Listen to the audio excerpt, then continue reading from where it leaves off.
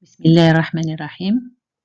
Cette unité de module biofarmine et biofertilisant s'inscrit dans le cadre d'un master biotechnologie végétale pour l'amélioration des plantes, abréviation MABIOVA, au sein de la faculté des sciences et techniques de Tanger au Maroc. Alors, cette unité de module sera donc répartie en deux chapitres, biofarmine et biofertilisant. Donc, le premier chapitre biofarmine, c'est l'agriculture biologique. Donc, on verra les deux types, l'agriculture biologique classique et moderne. Dans l'agriculture classique, nous verrons les points suivants, les pratiques culturelles, les composts et les amendements, les méthodes de lutte biologique. Et dans l'agriculture biologique moderne, on va voir les intrants agricoles biologiques et les indicateurs de fertilité des sols. Alors, deuxième chapitre, les biofertilisants. Donc, on verra les biofertilisants microbiens, les biostimulants de croissance des plantes et les biopesticides. Donc, introduction à cette unité de module, biofarmine et biofertilisants. Donc, biofarmine, vous avez le terme bio et farmine, agriculture. Donc, l'agriculture biologique. Cette agriculture biologique s'inscrit dans le cadre de l'agriculture durable. Donc, l'agriculture durable est l'application à l'agriculture des principes du développement durable qui visent une amélioration de la pérennité du système agricole pour les générations futures.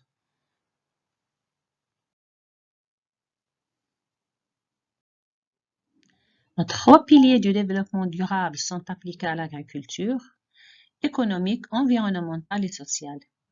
Économique, mode de production innovante et consommation durable, c'est-à-dire nous allons réduire, récupérer, recycler, réparer au lieu de produire.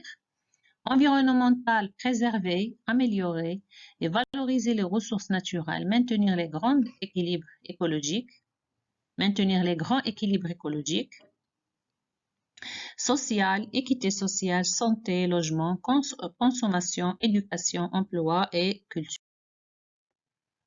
L'agriculture durable invite donc à pratiquer une agriculture économiquement viable et efficace, écologiquement saine, tolérable, socialement équitable et juste. Le concept d'agriculture durable est fondé sur la nécessité de développer une agriculture biologique fondée sur des pratiques qui n'ont pas d'effet néfaste sur les ressources naturelles, basées sur le respect des cycles biologiques comme les pratiques culturelles écologiques, en particulier les rotations, le cycle de la matière qui permet une fertilisation des sols sans apport chimique de synthèse, mais des apports naturels comme biofertilisants, biostimulants et biopesticides. Donc, l'agriculture biologique est une des formes d'agriculture durable. L'appellation biologique ou bien son abréviation bio est protégée légalement et implique une certification. Plusieurs labels internationaux de reconnaissance de ce type d'agriculture ont été définis, comme par exemple le label AB, ici de qualité français. Donc ici, vous avez un logotype d'agriculture biologique, encore appelé Orofeuille, destiné à l'identification commerciale des produits respectant la réglementation de l'Union européenne sur l'agriculture biologique. Comme vous voyez donc ici, vous avez dans le schéma le logo bio-européen qui est obligatoire sur le produit alimentaire préemballé d'origine européenne. Et en bas, vous avez l'origine de la matière agricole, donc qui doit être obligatoire. Le code de l'organisme certificateur, il est obligatoire. Et vous avez ici un logo AB, mais il est facultatif. Alors, l'agriculture biologique, il existe depuis la préhistoire. L'homme utilisait les ressources de son environnement pour survivre. Aujourd'hui, l'agriculture biologique s'oppose à l'agriculture intensive ou bien conventionnelle qui vise à produire plus d'aliments et utiliser des produits chimiques. L'agriculture biologique, il agit pour respecter l'environnement, donc pas de pesticides, produit des aliments de qualité nutritionnelle, riches en protéines, équilibrés en acides gras oméga 3 et sur oméga 6, naturel, pas de traces de pesticides, ni d'antibiotiques et pas d'OGM. Ici, vous avez une comparaison entre l'agriculture biologique conventionnelle et intégrée. Un exemple pris de l'agriculture française. Vous avez ici l'agriculture conventionnelle. Là, vous avez au milieu l'agriculture biologique et à la fin, vous avez la colonne de l'agriculture intégrée. Donc, comparaison de trois ici paramètres. Vous avez l'engrais, les pesticides, le rendement, la pollution sur l'environnement. Alors, en ce qui concerne les engrais, dans l'agriculture conventionnelle, on utilise des pesticides chimiques, bien des engrais, pardon.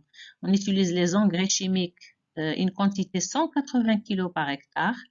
Dans l'agriculture biologique, pas d'engrais chimiques. On utilise 50 kg par hectare d'engrais naturels. Et dans l'agriculture intégrée, en grande partie chimique, mais moins que l'agriculture conventionnelle, on utilise 110 kg par hectare.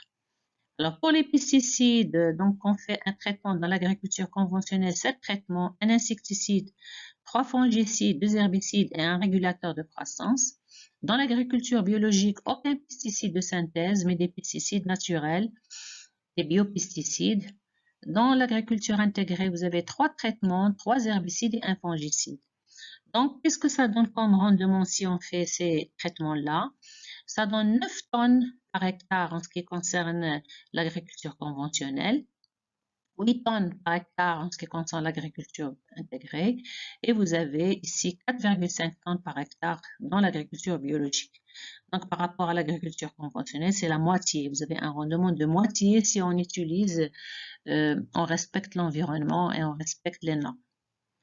Alors, en ce qui concerne la pollution, vous avez ici le rendement, il y a un avantage, mais vous avez un inconvénient pour la pollution de l'environnement. Vous avez 4 plus pour l'agriculture conventionnelle, 2 plus pour l'agriculture intégrée. Il n'y a pas de pollution pour l'agriculture biologique. Donc, vous voyez donc ici que dans l'agriculture biologique, si on n'utilise pas de produits de synthèse, on a un rendement qui est inférieur, mais on n'a pas de pollution. Donc, on a un respect de l'environnement. Alors, les intérêts de l'agriculture biologique, l'objectif de l'agriculteur est de concilier respect de l'environnement tout en produisant des aliments de bonne qualité.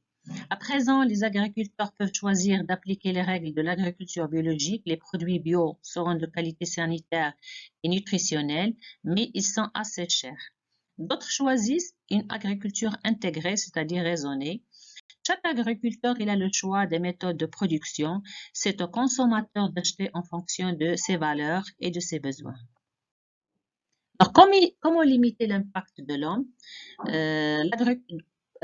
Par une utilisation d'une agriculture biologique et raisonnée, qui consiste en l'amélioration des pratiques agricoles, diminuer les labours, aménagement des sols en terrasse pour limiter l'érosion, enrayer les cultures, maintenir les haies, la rotation des cultures, donc ce qui limite l'utilisation des pesticides et des herbicides en favorisant la biodiversité, développer la lutte biologique, limiter l'utilisation des produits phytosanitaires et des engrais. Deuxième point, donc, freiner la déforestation, le défrichement et la désertification, le recyclage des déchets organiques et la dépollution des sites industriels.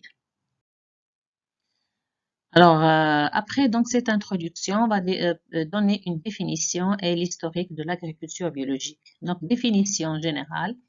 L'agriculture biologique, c'est une méthode de culture qui n'utilise pas de pesticides ni d'engrais chimiques. Ces produits chimiques sont remplacés par d'autres méthodes, incluant des produits issus des plantes, des animaux ou des micro-organismes.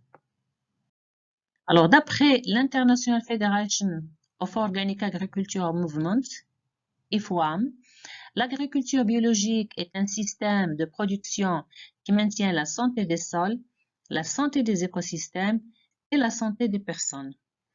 L'agriculture biologique s'appuie sur des processus écologiques, sur la biodiversité, sur des cycles adaptés aux conditions locales. Donc, non à l'utilisation des intrants ayant des effets néfastes. L'agriculture biologique, il allie la tradition, l'innovation, la science au bénéfice de l'environnement. Et d'après donc le règlement numéro 834/2007 du Conseil de l'Union européenne, la production biologique est un système global de gestion agricole et de production alimentaire qui allie les meilleures pratiques environnementales, un haut degré de biodiversité, la préservation des ressources naturelles, l'application des normes élevées en matière de bien-être animal. C'est une méthode de production respectant la préférence de certains consommateurs à l'égard des produits obtenus grâce à des substances et des procédés naturels. Alors, un historique sur l'agriculture biologique. L'agriculture biologique a été définie depuis les années 1920, donc on entend parler de l'agriculture en 1920. Il est organisé à l'échelle mondiale depuis 1972, donc il y a International Federation of Organic Agriculture Movement, l'IFOAM, qui s'est créé depuis 1972. L'agriculture biologique est reconnue depuis 1999 dans le Codex Alimentarius, un programme commun de l'Organisation des Nations Unies pour l'alimentation et l'agriculture, la FAO, et de l'Organisation mondiale de la santé. Depuis 1990, le marché des aliments et autres produits biologiques a augmenté rapidement, atteignant 63 milliards de dollars dans le monde en 2012. Entre 2001 et 2011, augmentation de la surface des terres agricoles destinées à l'agriculture biologique qui s'est accrue de 8,9 par an en moyenne. À la fin de l'année 2011, plus de 37,2 millions d'hectares dans le monde étaient consacrés à l'agriculture biologique, soit 0,9% des terres agricoles des 162 pays pris en compte dans le calcul. En 2015, l'agriculture biologique occupait 6,2% de la superficie agricole utilisée de l'Union européenne. En fin 2017, la surface mondiale cultivée suivant le mode biologique a été estimée à près de 69,9 millions d'hectares. Il représente 1,4% de l'ensemble du terre agricole des 181 pays enquêtés. Près de 2,9 millions d'exploitations agricoles certifiées bio ont été enregistrées.